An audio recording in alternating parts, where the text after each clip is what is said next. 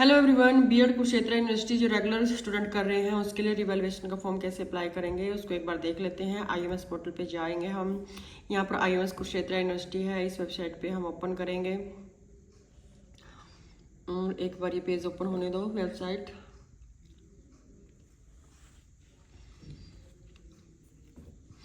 तो यहाँ पर हमें लेफ्ट में दिखाई दे रहा है एफिलेटेड कॉलेज स्टूडेंट्स। यहाँ पर जाने के बाद हमें दिखाई दे रहा है ऑलरेडी रजिस्टर्ड एप्लीकेंट। तो हमने ऑलरेडी बच्चे की आईडी यहाँ पर डाल रखी थी, एंटर की हुई है। तो बस मैं यहाँ पर एक बार पासवर्ड डाल लेती हूँ, पासवर्ड एंटर कर लेती हूँ।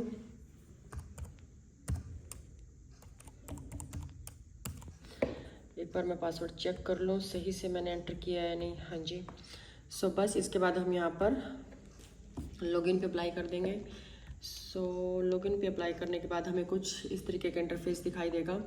यहाँ पर लेफ्ट में हमें दिखाई दे रहा है बच्चे का प्रोफाइल ओपन हो गया है। एग्ज़ाम, हम एग्ज़ाम पे जाएंगे। एग्ज़ाम पे जाने के बाद आपके पास यहाँ पर शो कर रहा है री इवेल्युएशन। इस पर हमने क्लिक किया। यही पासवर्ड मांग रहा है बार बार, इसका पासवर्ड दोबारा से रीसेट करना है, बट अभी के लिए आप देख लीजिए, वो मैं बाद में कर लूँगी। कुछ इस तरीके का इंटरफेस हमें दिखाई देता है, बैचलर ऑफ एजुकेशन। और हमें अप्लाई फॉर रिवैल्यूएशन यहाँ पे करेंगे। और नीचे अप्लाई करने के बाद आपको अपना रिजल्ट भी यहीं पे चेक कर सकते हो कि रिवैल्यूएशन का रिजल्ट आया है या नहीं। अप्लाई फॉर री इवेल्युएशन हम कर देते हैं। एक बार मैं इस पर क्लिक कर लेती हूँ, जस्ट वेट, ये ओपन नहीं हुआ अभी।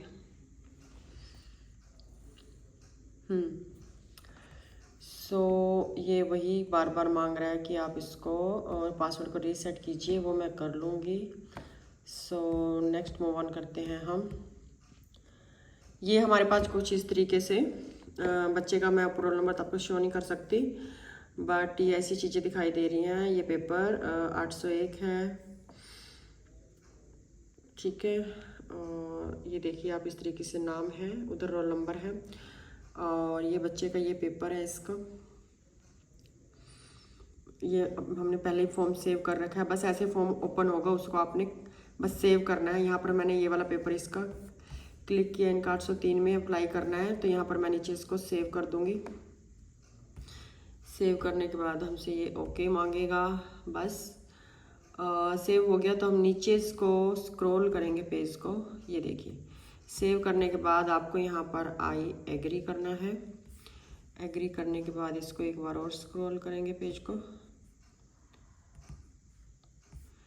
बस फिर उसके बाद यहाँ से आपसे फ़ीस मांगेगा। मैं नेट बैंकिंग के थ्रू इसकी फ़ीस पे करूँगी।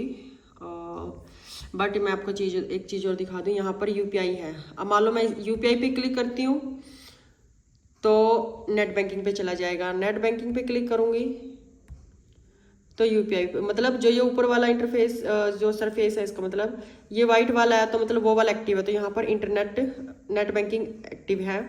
अब मुझे यूपीआई करना है तो इधर आ गया। तो यहाँ पर आप यूपीआई से भी यहाँ पर पेमेंट कर सकते हैं अपनी यूपीआई आईडी वेरीफाई करके, और बस सीधा प्रोसीड करके आपके उस पर मैसेज आएगा गूगल पे पे, यूपीआई पे, और आप फीस पे कर सकते हो। मैं इसकी नेट बैंकिंग से फ़ीस पे कर लेती हूँ। बस इतनी सी प्रोसेस है। आई होप कि आपको समझ आया होगा। ये लास्ट स्टेप है कि फ़ीस यहाँ पर सबमिट करनी है।